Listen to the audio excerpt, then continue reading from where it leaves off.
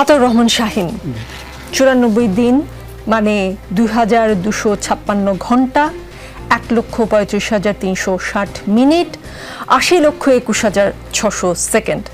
অনেক কথা বলার আছে আপনার নিশ্চয়ই 94 দিনে। আমি প্রশ্ন করব না কোথা থেকে কবে কিভাবে আপনাকে তুলে নিয়ে যাওয়া হলো। আমি 2019 সালের মে মাসের 2 তারিখে, সেদিন বৃহস্পতিবার ছিল। তো আমি আমার অফিস থেকে কাজ শেষ করে, সেদিন আমার হাফ অফিস থাকে বৃহস্পতিবারে, কাজ শেষ করে আমি আকিজ হাউজে যে আকিজ গ্রুপ আছে, আকিজ গ্রুপের ডেটা সেন্টারের আমরা একটা কনসালটেন্সির কাজ করতাম। তো আমি আমার পরিচয়টা কি করবো? জি, পরিচয়টা কি বলবো আগে থেকে? আপনি চাইলে বলতে পারেন, কোনো সমস্যা নেই, প্লিজ বলুন। আমি আতাউর রহমান মণ্ডল, আমি একজন কম্পিউটার ইঞ্জিনিয়ার পেশায়।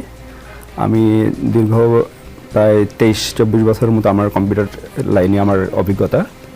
সো সেদিন ছিল হচ্ছে আপনার 2019 সালের মে মাসের 2 তারিখ বৃহস্পতিবার। আপনার নাম আতাউর রহমান মণ্ডল, তাই তো? আমি আতাউর রহমান শাহীন বলছিলাম। আতাউর রহমান শাহীন আমার নিকনেম। জি, শাহীনটা আমার নিকনেম। তো নরমালি আতাউর রহমান শাহীন সবাই বলে।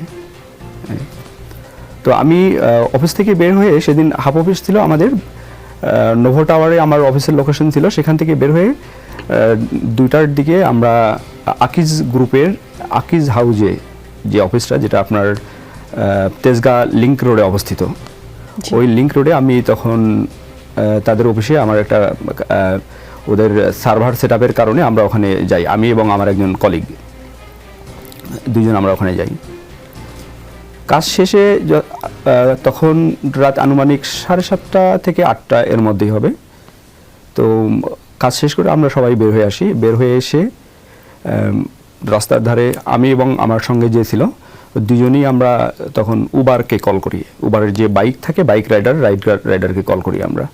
কল করাতে তখন আগে ওর বাইকটা চলে এসছে, ও আগেই চলে গেছে। ওর বাসা এবং আমার বাসা কাছাকাছি। তো আমাকে বললো যে আমার একটু যেহেতু জরুরি তারা আছে, আমি চলে যাব, আপনি একটু তাহলে পরে আসেন।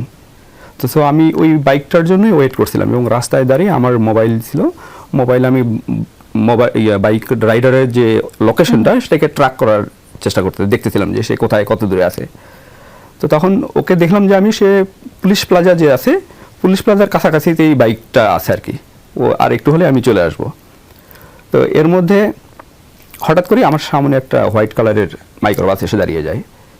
তো মাইক্রোবাসটা যখন দাঁড়ানোর পর ভিতর থেকে দরজা খুলে দিয়েছে।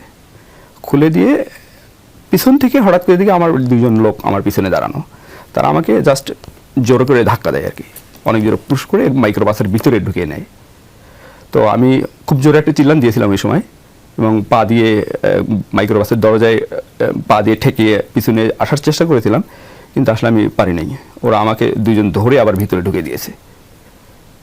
তো তখন যখন ভিতরে ঢুকিয়ে দিয়ে ভিতরে ঢোকানোর সঙ্গে সঙ্গেই ওরা আমাকে একটা ব্ল্যাক হুড টাইপের পিছন থেকে 2জন লোক আপনি বললেন হঠাৎ করে, তারা কি মাইক্রোবাস থেকে বেরিয়েছিল? না, তার আগে থেকেই ওখানে অবস্থান করছিল। আচ্ছা, আপনাকে ফলো করছিল? তারা ফলো করছিল আমাকেই। ইভেন আমরা আর পরে বলবো, আমি যেটা পরে জানতে পারছি যে সে আগে থেকেই, প্রায় আমরা দুপুর 2টা থেকেই, মানে আমি যখন আকিজ হাউজে ঢুকি তখন থেকেই তারা আমাকে ফলো করছিল। আচ্ছা, তখন থেকেই তারা ফলো করছিল আমাকে। তো ওরা যখন আমাকে ভিতরে ঢুকিয়ে পুশ করে ভিতরে ঢুকিয়ে দিয়েই আমাকে যে সিট লম্বা থাকে মাইক্রোবাসে ওখানে শোয়ায় ফেলছে। শোয়ানোর আগে আমাকে ব্ল্যাক হুড টাইপের, যেগুলো ব্ল্যাক থাকে না, যেগুলো ব্ল্যাক মাস্ক টাইপের, পুরাই গলা পর্যন্ত ঢুকে এটা টাই দিয়ে আটকায় দিয়েছে। দেওয়ার পরে সঙ্গে সঙ্গে রিভলভার আমার বুকের পাশে ধরে বললো যে একটা কথা বলবো না, যদি বলো তাহলে এখানে শেষ করে ফেলাই দিয়ে যাব। তখন এই অবস্থায় গেল। তারপর একজন আমার পায়ের যে থাকে নিচের দিকে, ওরা 2জন, মানে একজন এসে আমার পায়ের উপর চেপে বসার পর দরজা লাগিয়ে দিয়ে আমাকে কোনো সাউন্ড করতে দিচ্ছে না এবং কোনো নড়াচড়াও করতে দিচ্ছে না। তারা এমনভাবে শক্ত করে ধরেছে আমাকে, নড়াচড়াও করতে দিচ্ছে না মাইক্রোবাসের মধ্যে। তারপর এই অবস্থায় তারা আমাকে উঠিয়ে নিয়ে প্রায় 3 ঘন্টা থেকে 3.5 ঘন্টার মধ্যে আমাকে ঢাকা শহরের মধ্যে বিভিন্ন জায়গায় আমাকে রাউন্ড দিয়েছে আর কি।